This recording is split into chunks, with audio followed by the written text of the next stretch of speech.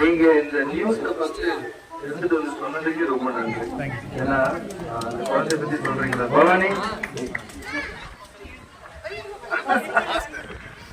அந்த நான் இருக்கேன் சரிங்களா?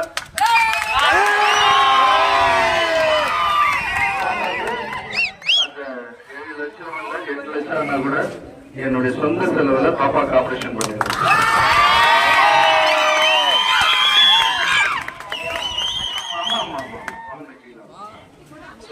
இந்த வாய்ப்பை கொடுத்த இந்த ஊர் அம்மாளுக்கும் இந்த குழந்தையை காப்பாற்றுற வாய்ப்பை கொடுத்த அம்மாளுக்கும்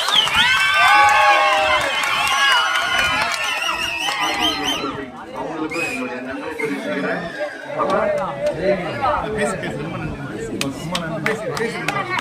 ரொம்ப நன்றி மாஸ்டர்.